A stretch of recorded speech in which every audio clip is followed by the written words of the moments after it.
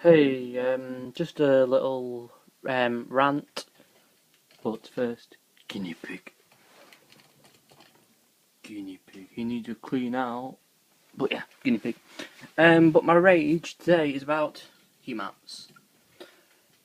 Old school keepers always say that you shouldn't use Heatmats for. There's quite a few things as millipedes, tarantulas, scorpions. They say you shouldn't use them because they can get too warm and burn the feet, and some people even say they can burn through the um, plastic tanks, which is true unless you use one of these little boxes.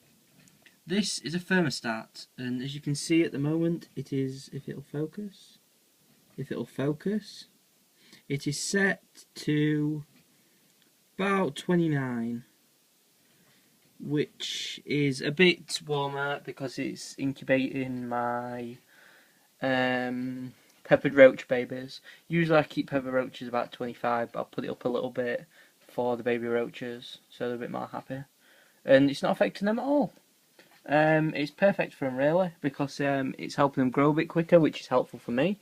But people always say that it'll get too warm. This regulates the temperature with a sensor, which is here on the heat mat. So that comes from the thermostat, and that basically sends a signal to that. And if it's too cold, the light, that light, will turn on, and that means that it's on. The heat mat's on, and it's getting to the right temperature. And that's used, so basically regulates the temperature. If the light's on, the heat mat's on, and it's getting it warmer. And if the light's not on, your room temperature's fine at the time, and the heat mat doesn't need to be on for the temperature for the animal. And this is what I use. Like, you'll see these little boxes. I use them on my pen's full. I use them on everything. See, 2 there for my Cresty and my frog, and about 6 there. It looks like a mess, but then wires are really tidy. My Avix made itself at home, kind of. It's hid behind that, but yeah, as you can see, sensor and heat mat, and that's what everything's on, and it doesn't stress them. It doesn't stress them out, by the way. That's mesh, and the food, as you can see, the food hasn't got mouldy, so it worked. But yeah, that's all I wanted to rage about. Heat mats, you can use them for tarantulas and everything, as long as you have one of these little fellas. Thermostat, I think that's a micro. I'll turn it around so you can actually read it properly. It's not upside down. Yep. So if you have one of them, it regulates the temperature, and I swear by them really, because they're perfect. They're perfect for all my animals, and it regulates the temperature and keeps them healthy. So that's why I advise heat mats. I know it's a lot cheaper what John 3,800 uses with, because that's got he's got a lot. But if you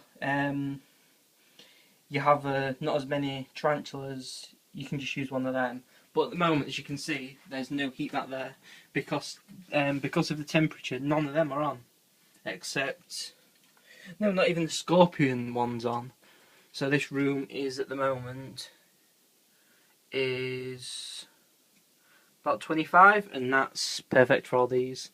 And if it gets cold at night, they'll turn on, and it regulates the temperature perfectly. I think the scorpion one's just turned on because that's kept 31, I think. So yeah, they regulate the temperature. That shelf doesn't need it because the room's regulated that much. There's a heat mat on that, but because that's on, that's regulating the temperature between them all, and most of the time they're not even on. So that shelf doesn't need them because warm air rises, so it's keeping that warm. So that's what all I wanted to say. Heat mats are really good, but as long as you have one of them mini stats, thermostats, and it just regulates the temperature. And that's all I wanted to say, because people keep saying, "Oh, you can't use heat mats for these animals." You can. Just have one of them. They are quite expensive, like £20 each, but they're worth it, depending where you buy from. They range from like 15 to 20 quid. But yeah, that's all I wanted to say really. So, it's a bit.